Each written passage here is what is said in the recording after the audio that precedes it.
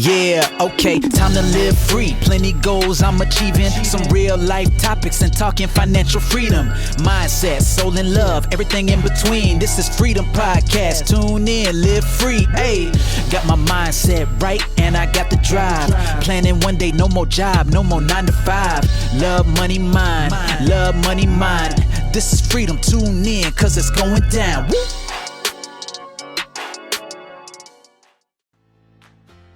Hi, it's Anna and welcome to another episode of Your Freedom Podcast. In this episode, I interview AnYes Van Rhijn, aka the Reinvention Mentor. I've recently connected with AnYes, only just literally this last couple of weeks, and I was really overwhelmed with the connection, the synergy.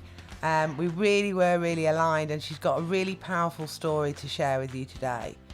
She works with overwhelmed female entrepreneurs who've recreated the rat race they ran away from and are ready to regain control of their life and to create on their own a life on their own terms and a business that will sustain their life they desire. She helps them clarify the vision of what they really want in their life, and she also builds their confidence and mindset and ready to sort of dare to go after that vision. And she creates a successful and fulfilling business that's aligned with who they are and what is important to them. So I'm really excited about this. She's got a really powerful story to share. And yeah, here's an intro to AnYes. So hi, AnYes. I know that we recently connected and we feel that we've had quite a lot of alignment actually along the way with our paths being quite similar as regards to our journeys and what we've learned along the way from a lot of challenges really, or a lot of crazy things that we've gone through along the way.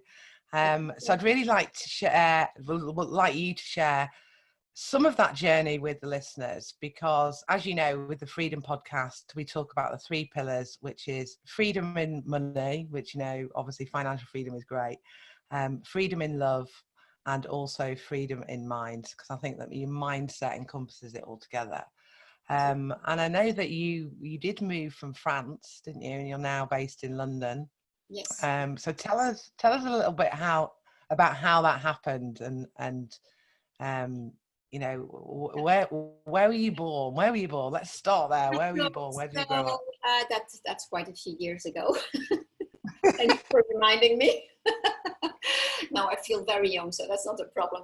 So I am born from 2 Dutch parents that were met in France. And so they got married in the Netherlands, but immediately came to live in France. So I am born in France.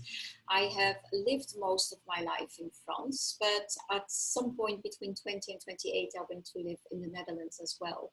I have been strongly influenced by both cultures, who I always say are drastically opposite, very, very different.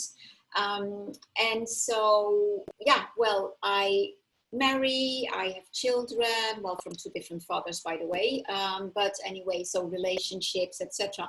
And I have been alone for a very, very long time. And suddenly I meet this guy that I knew from school, fell in love with him, because at 16 I was already in love with him. And then I made this very big mistake that we do unconsciously, to believe that 30 years later, I knew him. Of course, I didn't know him, not 30 years later, and certainly not when, you know, we come from a teenage type of years. So anyway, to make that story short, it was a very big mistake. It turned out that he was alcoholic. He was depressive, which can happen, of course, but he had also narcissistic personality disorder. And I would say that thanks to my personal development journey, because I had been on a personal development journey for something like 10 years already, it allowed me to recognize the signs pretty quickly, but not quickly enough for me, not, of course, thinking that I was going to save him, and, you know. And so I had my own business, and I stopped my business altogether to take care of him. And I was absolutely everything for him, the chauffeur, the nurse, the doctor, the psychotherapist, you name it, everything. So the end result of that is that I wasn't working anymore. I had absolutely no income. And when you have a business without income, it dies very, very quickly. So at some point, he came back from the second stay in rehab. And 3 hours later, he was drunk. And I thought, I cannot stay. He's destroying me.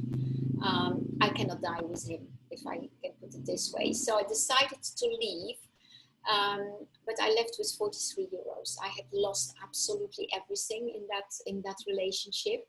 And I moved in with my sister for 1 year, which was ironically, she had taken over my house when I left to move in with him.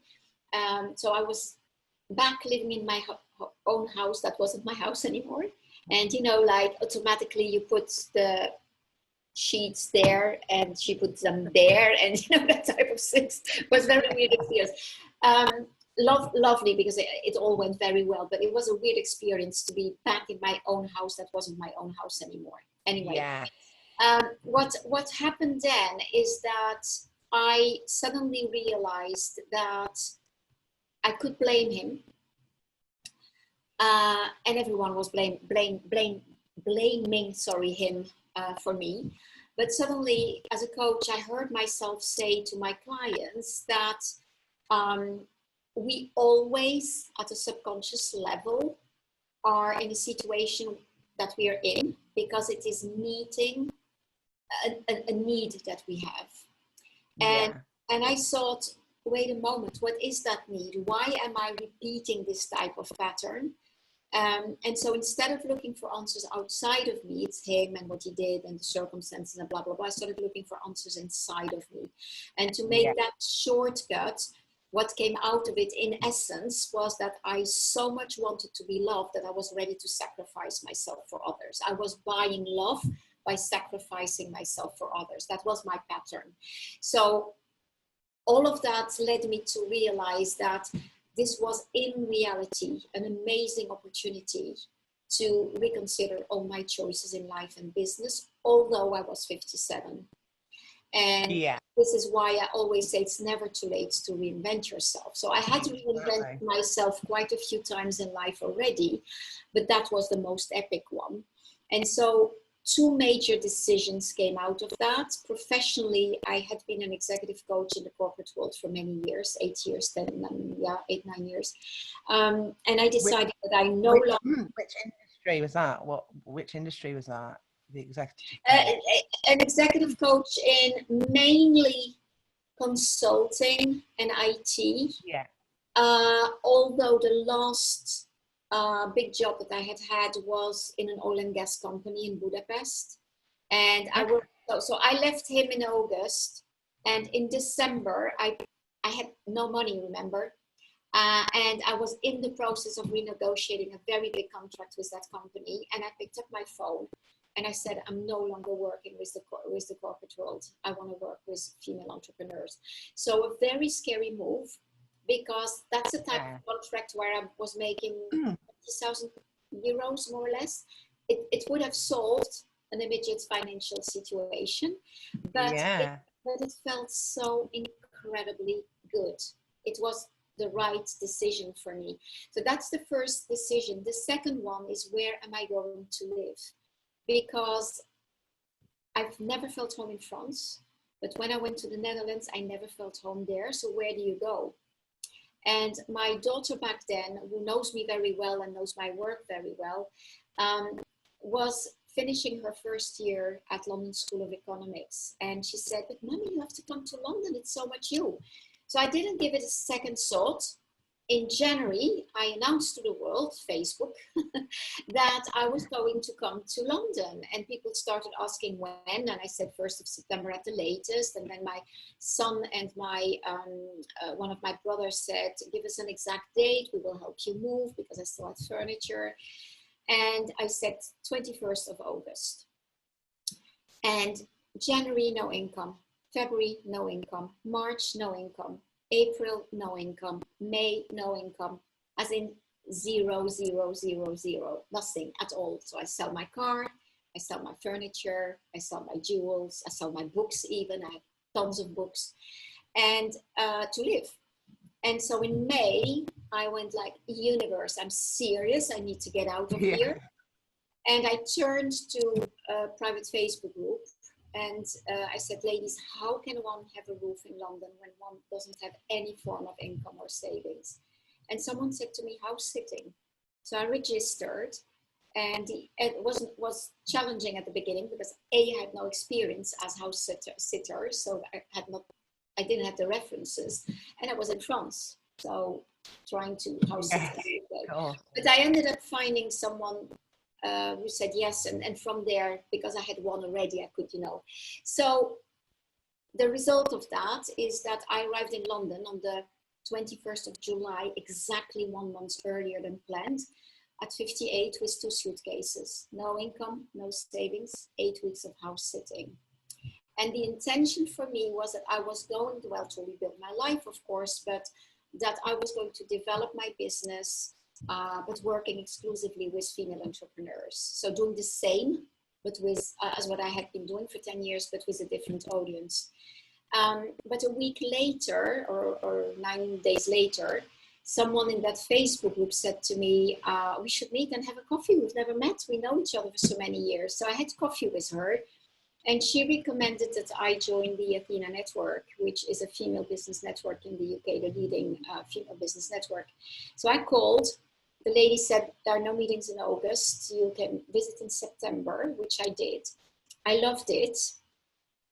And I asked, how much is it? And well, she announced the price, which is very reasonable, but I did not have £5. And she said, I want to help you, because I remember when I arrived in the UK was stuff, blah, blah, blah. Would you be okay to pay in monthly installments? So £45 per month, something like that. So I said yes, without any idea where the money would come from. I still didn't have a roof. I was still house sitting. Yeah. So no bank account also in the UK, because you're not allowed a bank account if you're not residing in the UK. And then I joined the group in October, and in November she sends out an email to everyone and says, I'm selling the franchise. There are 3 territories. You can buy 1, 2, or 3. Who's interested? And I didn't give it a second thought. So we are talking about £10,000 of pounds here. I did not have 5. And I did not give it a second thought. I sent her an email and I said, it's for me, in French. She's French. I said, it's for me. It's the 3 territories. I don't know how I will make it, but I will. And 2 weeks later, I had the network. Because instead of thinking like most people would do, oh, what a shame, I would love to, but I can't. Well, you may have noticed that I have a capital Y in my first name. It's because I say yes to life. Yes. So Exactly. I live in a world of possibilities, not in a world of impossibilities, which is, by the way, the reason why I left France also, because French in general, of course, are living in a world of impossibilities. Nothing is possible. I'm more a Nike type of person. Yes, we can.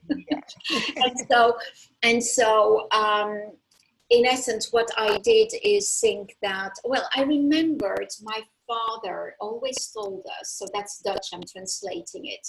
My father always told us, where there is a no, there could be a yes. So in other words, if you don't try, you don't know. And exactly. And what's the risk to get a no? Because in fact, there is no difference with your current situation. So I don't have the network if they say no. I don't have it now neither. So, it doesn't change anything. So I made an offer to pay back over 4 years, thinking if she doesn't need the money up front, I can do an offer. And she accepted. So from there, I shifted my business focus. There's always a way. There's always a way, isn't there? Exactly. It just shows. Exactly. So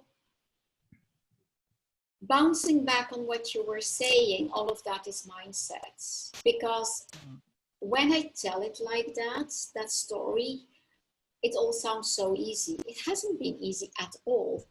And as I always say, I have been waking up at 3 o'clock in the morning with panic attacks more often than not. And what has always helped me is, how we get off track even when we when we have a business, so what at some point you think, oh my God, I'm so tired of this, I don't want anymore, and I'm giving up, and etc. One of the very first things that I help my client with is to clarify the vision of what they want their life and business to look like, and I run vision workshops for that. I currently have one starting, but what has been holding me is my vision. I had a very clear vision of what I wanted to achieve. It was and still is my GPS. And so and I very often take the metaphor of if you're driving to whatever destination at night and you put in your GPS, whatever address in Liverpool, even if you don't see the road, it unfolds with your lights as you are driving. You trust that you will arrive at destination because you have set the address in your GPS, and that's what a vision does.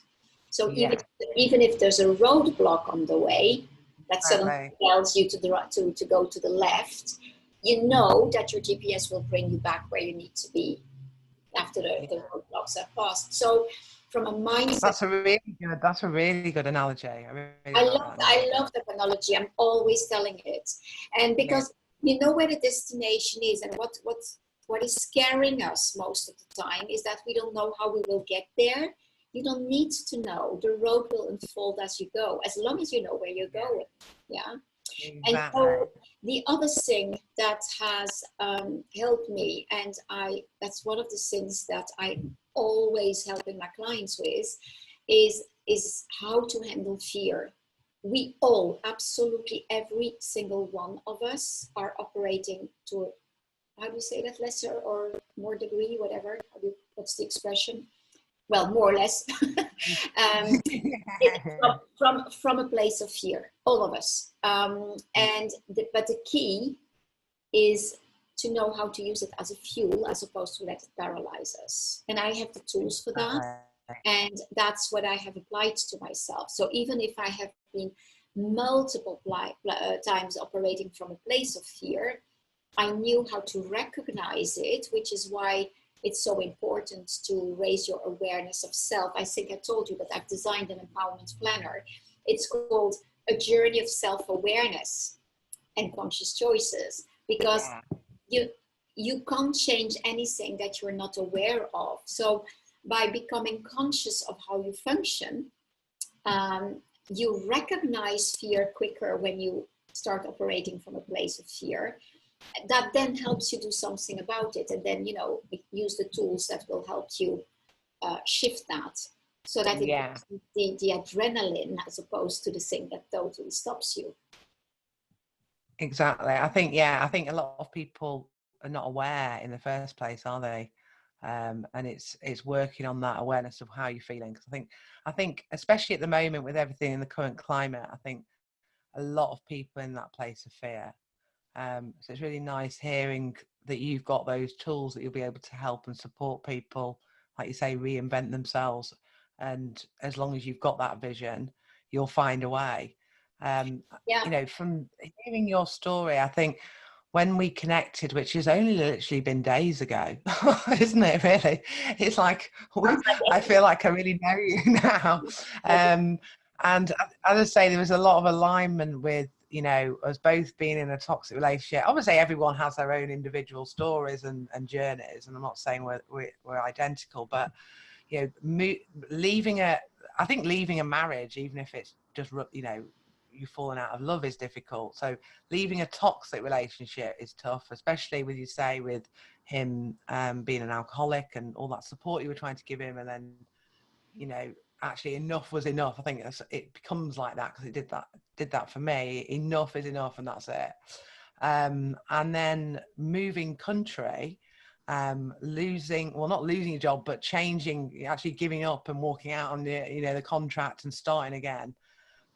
For people who are listening to this, because sometimes people might have just one of those things, talking about fear and all that kind of thing, is there anything you can share that could help them get out of their block? Because I know for a while I was in that circle of, I knew I needed to get out really, and I knew I needed to face it, and I was trying to solve it because I was a solution person. I was trying to probably similar to you, like helping the situation to try and, I've married this person for life type of thing.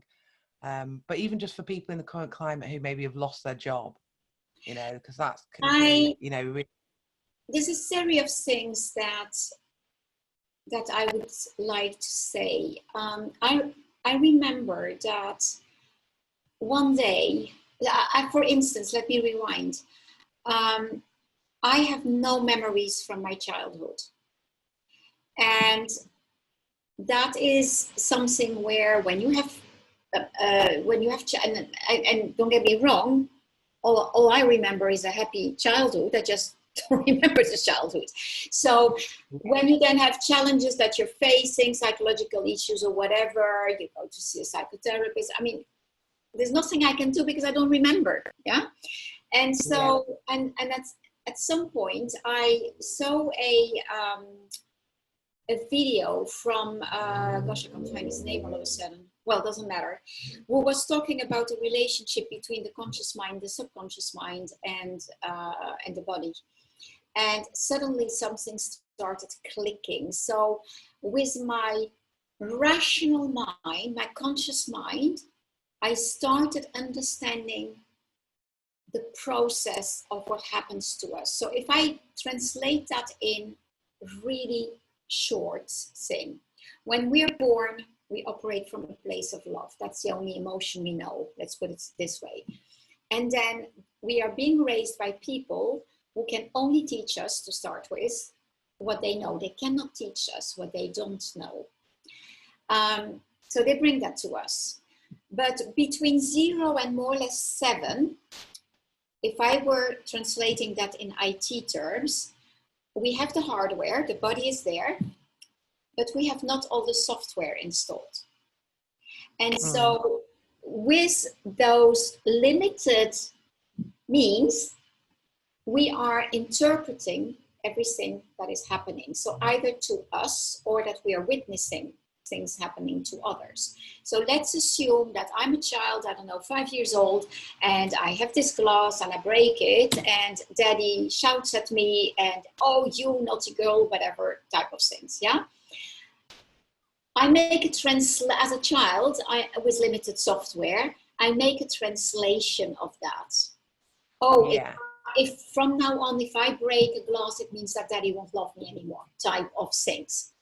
And we store that in our subconscious mind. And the role of our subconscious mind is just to store information. It's not analyzing anything.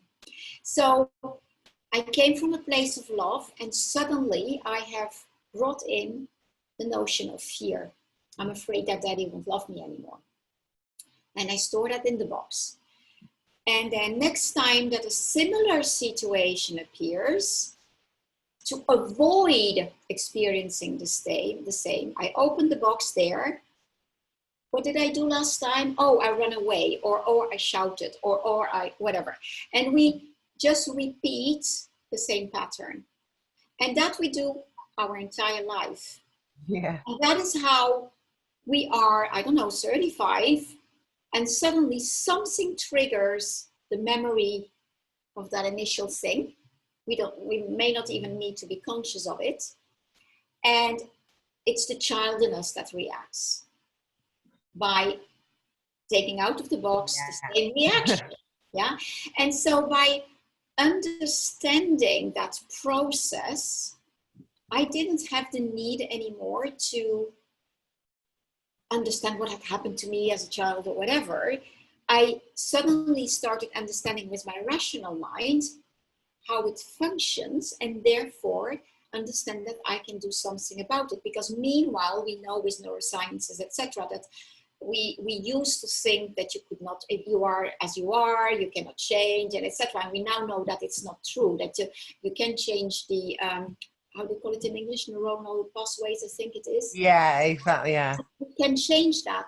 So if you identify a pattern that is not good for you, self-awareness, I've identified a pattern, you can choose to do something else. So that is where For those of you who are familiar with NLP, neuro-linguistic programming, which is not a computer program,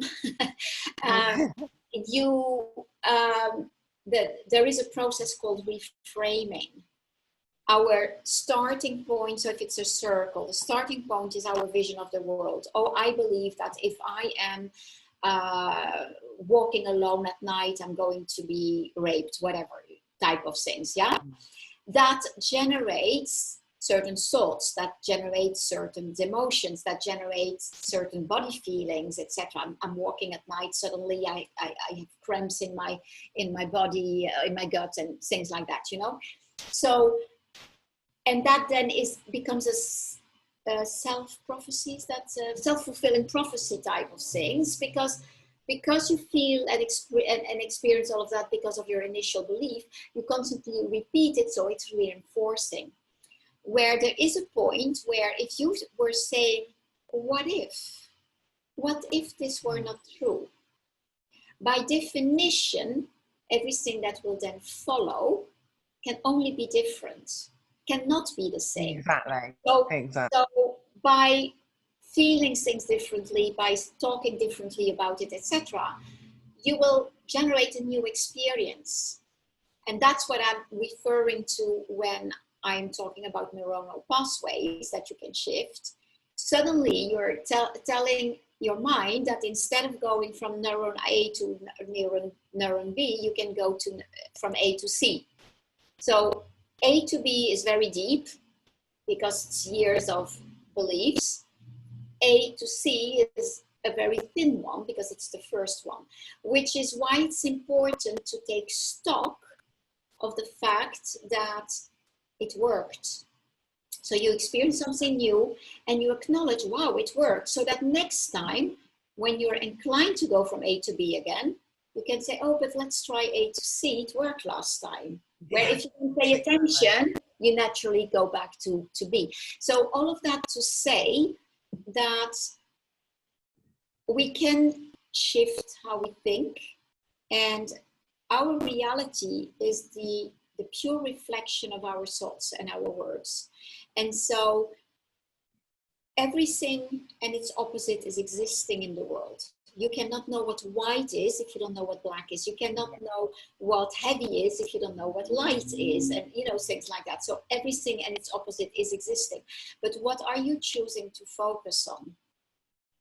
Exactly. And I think that could really help people listening to this, because I think there are a lot of people that do focus on it's the worry, you know, the worry drives them into a spiral, and it's because they're focusing on, you know, that they're not doing this reflecting.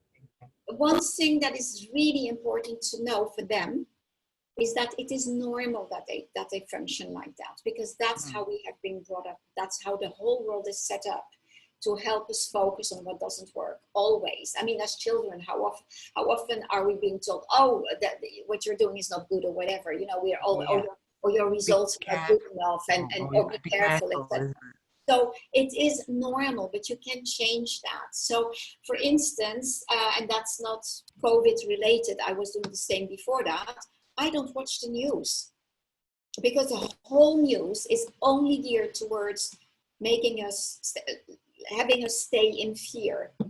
And you don't need to. So I run the Athena network. I had a lot of members when lockdown started who were almost for sure going to lose their business because, you know, massage therapist, or what did we have, a hairdresser, or, you know, that type of where you work one where you need to be in a building, or and I said to my members, I said, you have two options. We don't know when this is ending. Either you just wait, and nothing happens, but then for sure when it will be finished, your business will be dead. Or you start thinking out of the box. What else could I be doing? I had one of my beauticians who started running online workshops to explain to people how they could do their own facials and stuff like that. Yeah. So there's always a way, but you need to think out of the box. And Exactly. and the other thing that I always say, and people who follow me will think, oh my God, there she is again, saying the same thing, but I always repeat it. Every single day, we only have 100% of our energy. One day it's a lot, the other it is not. We have days that we are feeling great and days where we go like, whoa, you know, it still is 100% of what we have. What do you choose to focus them on? If you're only focusing them on what doesn't work and that you can do nothing about, that's energy you don't have anymore to focus on things you can do something about. And Yeah, I think that these are exactly. so see, there's no short answer to your initial question, because it's in fact linked to a lot of things. And to me, the key is start understanding, start raising your awareness of how you function. Start identifying the words you're using. If you say, I hope, you're saying to your mind, it doesn't matter if you don't succeed, or I will try. It doesn't matter if you don't succeed. So choose words that are more driven from inside of you. I choose to, I will test is not the same as I will try. Exactly. Test is embedding the fact that you are actually doing something, but that the result is not sure. Where when you say try, the act is already not sure. You see what I mean? It's a total different approach. So by identifying how you function, you can start challenging your thoughts. What if? And I think that's a good point, because obviously with the 3 pillars that we talk about in this podcast, obviously mindset with the NLP is a biggie, isn't it? And moving on to kind of love by kind of analyzing yourself, and realizing how your thought patterns are, or why, you know, because I think sometimes we don't stop and analyze ourselves. We're just in this rat race, and we're working, we're in this relationship, and we've got this and we've got that, we've got children, and you know, we don't have time for us. And I've spent a lot of time. We don't make time. We don't make time. When I know, speaking to you previously, we've both spent a lot of time on ourselves, and I actually plan things in my calendar for me, you know, on a daily basis, because I know how important it is. You're going to show the impact day. It is this, you know, every day I set an intention, I write down my gratitudes, I write down, because I have everything in my phone, so I don't have a calendar in here. I just write down my appointments, and I write down only the things that I will do today, not the wash list of everything I have to do, so that you have the satisfaction at the end of the day to say check, check, check, as opposed to, oh my God, I still have so much to do. But more importantly, so that takes you 5 minutes every morning. But more importantly, in the evening, you answer the questions: what worked well? What was challenging? What can be improved? What did I learn about myself? And if you do that every day, 5 minutes a day, 5 minutes in the morning, 5 minutes in the evening, you become more conscious of how you. And don't beat yourself up. Don't look at it from the angle of, oh, I did that or that again. No, that doesn't help. Just ask yourself, what can I do differently so that it doesn't happen again tomorrow? Yeah, exactly.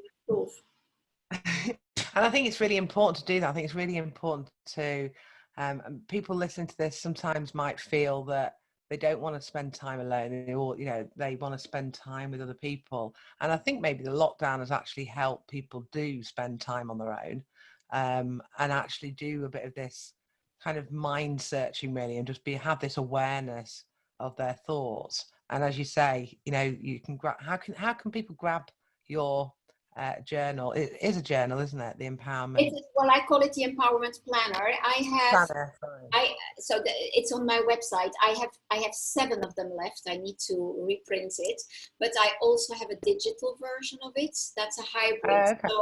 So because I'm all I think that could be quite useful for people. I think because it kind of helps you. be a structure of helping you be more aware, isn't it? And having I these need daily the hybrids version because I don't want to waste paper anymore. So I used to buy tons of notebooks and etc. And I don't want to use paper anymore. I have an iPad or other, tablet, but mine is an iPad and a note-taking app. And then you import the PDF of this planner in it. And you know how they say it's important you write down things yourself, not type it. And I write in it. I do everything. So it's a stylus, and I journal. I write I follow everything I was doing on paper. I'm now doing on my iPad in a note-taking app. So the hybrid version of the planner, you just import it in a note-taking app, and you can then. Right, that sounds good. That sounds really good. I love so it. as we, I know you've been on this real journey, thinking of kind of like financial freedom. I know that you've done. I mean, arriving in the UK with nothing and building what you have with Athena. And I know you've also, you're a coach. Do you want to tell people what you've been doing and what the future plans are for, it's the Reinvention Mentor? Yeah, so I have finally embraced that I am the Reinvention Mentor. That's the first thing I was told when I arrived here. And I said, oh, no, not me. But I am the Reinvention Mentor. I have reinvented myself multiple times, the last one being the most epic one, obviously. So I can definitely teach people a few things about that. So in essence, what I do as a Reinvention Mentor is that I help women, female business owners who are overwhelmed and have recreated the rat race that they run away from, and who are ready, in capitals, ready, to regain control of their life. I help them to create on their own terms the business that will sustain the life they desire. So in other words, I have a very holistic approach where I will help them create a vision of what they want that life to look like, and business, of course. They will undoubtedly dream much bigger than they thought they would. So fear will kick in. I then help them with the confidence and the abundance mindset to go after it. And I'm a personal branding strategist and a business coach, and I then help them set up that business or revamp an existing one. But that is not enough. That is when I also help them implement the systems, the tools, as well as the work-life balance and the self-care, so that business then becomes, that whole life becomes sustainable. So the key here is to put the woman back at the center of her life and have her run her business as opposed to have her business run her and her life. And so I am, I've just restarted. I've been running vision workshops for 4 years in person, very, very successfully.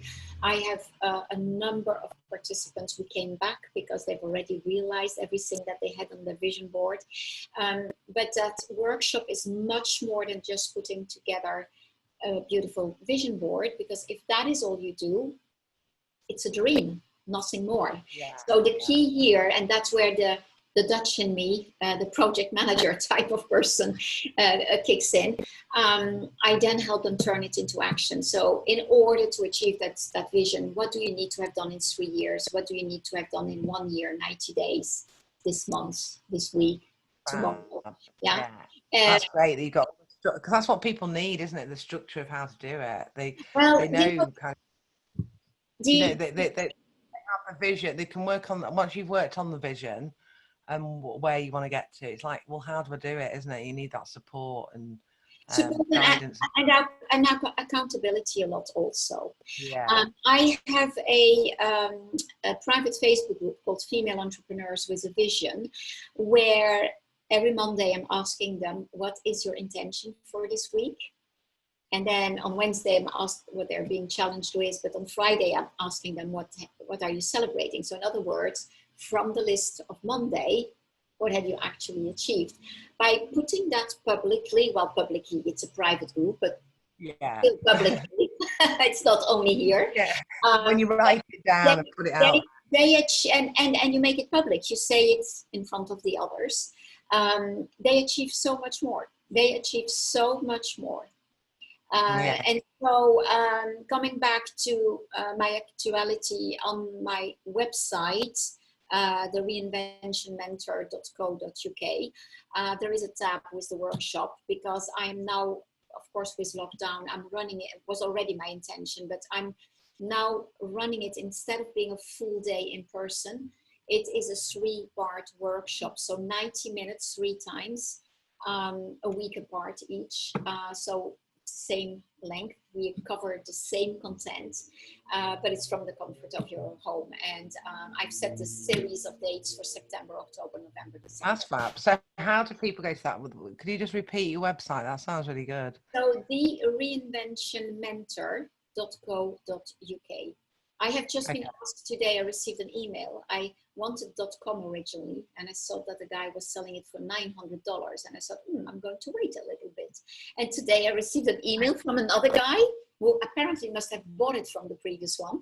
Oh, we are having exclusive domain names. We have the reinvention.mentor.com. Do you want to buy it? And I said, how much? And it's now $1,850. So I'm going to wait a little bit. .co.uk is the proper answer. Yeah. And so they go to workshop. Is it workshops tab? I have a very user-friendly website, as in you cannot go wrong. There are not multiple points of entries. On the tab, on the navigation bar, there is one that says online vision workshops. You can't go wrong. And there's also one with empowerment planner, where you arrive on a page where I presented 2 versions, and then you can click on the one or on the other. They're both available. Great. So if people want to get involved and have a check out of the workshop and also the planner, I think I'm going to go and check out the planner, because I do like writing down things, because it kind of affirms it. And even if it's just that thing within yourself, isn't it, that if you write something down, and like you say, in a public group it's even more so, but you kind of committing to it. It's that commitment and stepping up. And I think sometimes women, we dance around a little bit, don't we, and we just need to step up and commit. It's this thing about women where there's, of course, the whole thing about where that comes from, but we have been brought up one way or the other, believing that we need to take care of others first, and etc. And you can't take care of others if you don't take care of yourself first. In the plane, put the oxygen mask on yourself first before you put it on the kids that are with you. What can you do for others if you are dead or sick or whatever? I mean, nothing. Exactly. And women tend to believe that is selfish. It is not selfish. It is not selfish at all. But you need to set boundaries, and women are not good at that, generally speaking, again, of course. Yeah, for definite. So there's always a question when I round my interviews up. Before we go on to that, how can people find you? Obviously, there's your website, but you on I know we connected on Facebook. How can people find you? Are you on Instagram or anywhere else as well? On Instagram, I'm more there as a team in Central London. I'm going to restart my profile there. So Instagram now is not really the place, but Facebook and LinkedIn, there's only one AnYes Van Rhijn in the world. So that is AnYes, and then the last name is in 2 parts, VAN and then RHIJN. And we'll make sure that we put all the links in the show notes. So if you're watching this on YouTube, you'll be able to grab everything there as well. But I always ask this question at the end of the interview around, because obviously this is the Freedom Podcast. What does freedom mean to you, AnYes? Oh, for me, it's very clear. It's the freedom of choice. Yeah. Being free to make, because let me put it this way. And it's funny because I came across an article that I have written something like 10 years ago. I was just sorting my computer, and I was already talking about it. We always have a choice. we always have a choice. Where we tend to go wrong is to believe, in particular in this consumption world, let's put it this way, that it has to be a choice between something we like and something we don't, and something we like. So even if it's something we like and something we don't like, it has to be the something we like. But sometimes having the choice can also be between something we don't like and something we don't like. But which one are we choosing to choose? Yeah. And I always give the example. My daughter I was doing an alternate custody. My daughter must have been something like 14, 15 probably. So she was living part of the time with her father, 1 week. And back then, the Parisian dinners were all about, we're so tired of the crazy life that we're living type of, and we want to move to the countryside. And so one day I started asking myself, stop complaining about it. What would it take for you to go to the countryside? That would solve my almost 3 hours commuting a day, and etc. And I realized in that process that if I were to move to the countryside, my daughter could not have an alternate custody anymore. So she could not be living part of the time with her father. And that for me was more important than me moving to the countryside. So I chose my daughter, meaning that the end result of that was that absolutely nothing had changed in my life. But absolutely everything had changed because it had become my choice. I didn't feel like a victim. I felt empowered. I have chosen to stay in Paris, neighborhood of Paris, until my daughter is at an age where she's leaving home. The moment she left home, I moved to the countryside. But you see, we always have a choice. For me, it's freedom of choice. That's vital. Yeah, exactly. Good. That's good. Because I think people will be able to relate to that if they do actually question themselves and they are coming from a place of being a victim. And like you say, I think sometimes women want to help and be, we don't put ourselves first a lot of the time. And we maybe go along with other people's choices rather than our own choice. So I think that's a good... I was going to say, we are all where we are in life as a consequence of our choices, but more often than not, they have not been our choices. They have been, that's why the planner, the subtitle says a journey of self-awareness and conscious choices. Yeah, exactly. Just choosing what we want to do. We don't, I became an executive coach for 8 years. You know why? Because everyone was telling me that with 25 years of corporate experience, I should become an executive coach.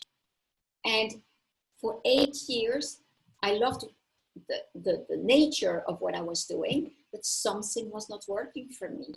Yeah, I think it's the corporate world, because there's that ladder, there's always like the next one that everyone funnels in, everybody else, you just like follow the crowd of everyone wants to go up to that next level in that corporate. You know, like why would I have, my younger sister lost her husband when he was 37. In 1 minute he was gone. He was a CEO of what do you call it, bottling company, where they put bottles where they would put perfume in and etc. So they had a factory. And I will always remember Frank saying to me one day that he did that because his parents asked him to do that, to take over from them. His dream was to become a farmer. And he died at 27. He's never been a farmer. So he did it not because it was his choice. And we tend to push influenced that way. Yeah. We're influenced by who we're surrounded by. So yeah, great way to end. Freedom to you is all around choice. So remember that, you guys that are listening. And thank you for your time, AnYes, because it's just, I think your story is so inspirational. I think you've shown lots of resilience along the way. And you're empowering women, which, you know, I'm obviously a big believer of as well. So that's lovely to hear. And also, I think on top of it, you're proving that it doesn't matter at what age of your life that you can make a change. You can always, it's never too late. Yeah. And I love that, because I think there are a lot of people that actually, there was a couple of people actually who were going to come into the Facebook thing, and they were like, oh, I'm a bit too old. And I was like, no, you're not. So I think we put these restrictions on ourselves. It's ridiculous. And actually, by choosing the freedom and getting out, I'm sure that you will look back and obviously not regret a thing. And actually, you've now entered this whole new world of freedom with the choices that I'm going to add one thing that I so love, and I've made it mine, but it's not mine. Brandon Burchard, who is a productivity guru in the US, he always says, at the end of your life, there is only the answer to 3 questions that matter. Did I live? Did I love? Did I matter? And to me, it summarizes it all. That's what life is about. Yeah, perfect. Brilliant. Great ending. Thank you ever so much for your time. I really appreciate it. Yeah. Everybody listening, go and check out AnYes on Facebook, on her website. All the details are in the show notes and the comments. Thank you ever so much for your time. You're welcome. It was a pleasure. Thanks.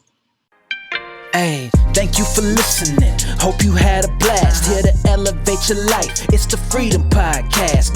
Love, money, mind. Love, money, mind. Wanna see you all win. Wanna see you all shine. Just make sure that you subscribe. Bringing good vibes. Join the Facebook group. Now it's time to change your life. Hope you come back. Right now is the chance. This is an experience. It's the Freedom Podcast. Hey.